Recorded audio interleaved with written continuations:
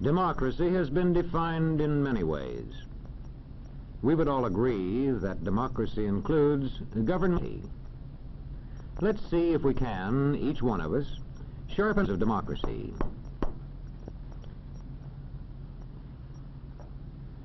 We know that democratic words and forms have been written into laws. But it is the way people practice democracy that really counts. Let's ask this man about defining democracy. He studies communities and the way people live in them. He goes about his job scientifically, observing, recording, analyzing, and reporting. Well, I'll tell you one thing. Students of society have been reporting their observations and analyses for a good many centuries. And as yet, there is not one single definition of democracy that they would all accept. There's one point, however, they would all agree on, and this is it. In thinking seriously of democracy, one must define his words carefully and use them consistently. When you have your own definitions clear, you know exactly what to look for in a community. Many students agree that two important signs of democracy are shared respect and shared power. Let's take shared respect first. Sharing respect means that each shares the respect of all. Not because of his wealth, or his religion, or his color, but because each is a human being and makes his own contribution to the community, from healing its sick to collecting its garbage, from managing its railroads to running its trains.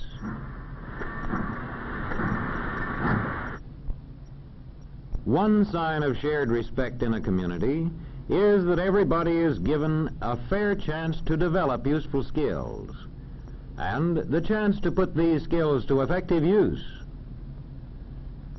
And there is shared respect if various groups in the community recognize each other's right to hold different faiths and opinions.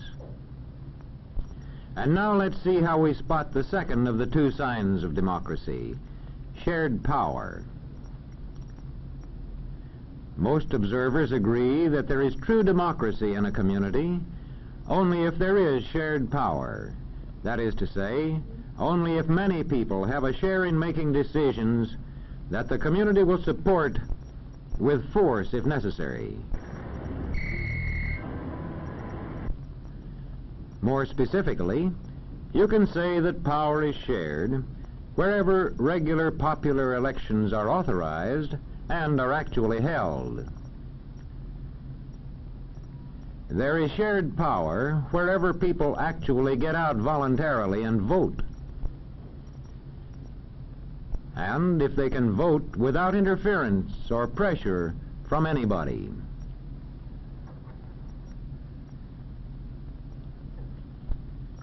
There is shared power if office holders are drawn from representative groups in society. If they include men from the farms, men from the law courts, men from the stores, men from the factories, office holders who are drawn from representative groups of the community. In a democratic legislature, shared power shows itself in a strong opposition. Listen. And that is why I'm confident the governor will have the support of the House on this bill. Mr. Speaker, as usual, the honorable gentleman is quite wrong. He and the governor he serves so dutifully can expect no support for their policy from this House. A strong opposition is made possible by an effective political party system.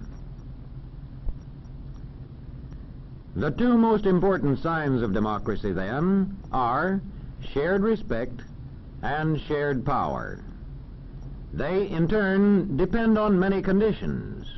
Let's consider two of these conditions: economic balance and enlightenment. Economic balance means that the community contains a large middle-income group. A relationship between economic balance and democracy has been noted and reported for centuries by students of society. Aristotle said that a government made up of middle-income people has the best chance to be democratic. That was 2,000 years ago in Greece. And well over a century ago in America, James Madison warned that extremes of riches and poverty set group against group. In past centuries, economic balance was improved when large feudal estates were gradually reorganized into independent farms as one part of the development of democracy. This creation of better economic balance aided the further growth of democracy. The social observers of our time have also noted that the development of democracy usually goes hand in hand with the growth of large middle-income groups. In today's world of giant technology, one of democracy's serious problems is how to maintain flourishing middle-income groups. Another important condition for democracy is enlightenment. Making information available to citizens and giving them the skill with which to judge it. As public education increases, democracy grows. In checking a community for democracy, we must find out whether it provides schools adjusted to the needs of its young people. Just being able to get books and newspapers is no guarantee of democracy. The newspapers of a real democracy meet these tests: balanced presentation of news, disclosure of source, competence of the staff. In applying these tests to newspapers, we found out, first of all, if they report both. See if the news pages contain news only, and if opinion is kept for the editorial page.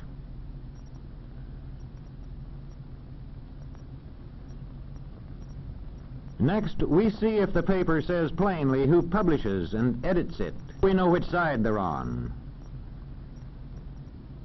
Newspapers in a real democracy meet a third test: competence of staff. This test requires newspapermen to value accuracy and impartiality and to interpret the news skillfully for the public.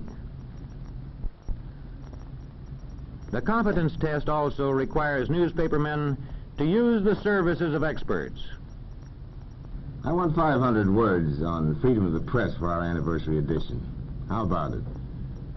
But, Professor, you know more about the history of freedom of the press than probably any other man in the country. Yes, that's right. I mean the responsibility of a free press and other forms of communication like the radio and the movies to enlighten the people into democracy.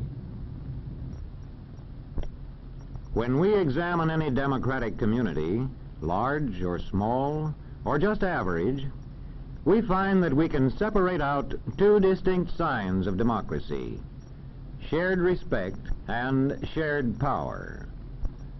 They, in turn, depend on at least two conditions in the community: economic balance and enlightenment. There is no standing still. The more economic balance and enlightenment, the more shared respect and shared power.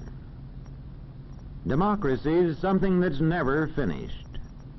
It wanes with neglect, and it grows with care. If a community works to balance its economy, and if it works to enlighten its citizens, such a community can achieve shared respect, and it can achieve shared power. By working hard at it, the citizens of any community can achieve democracy.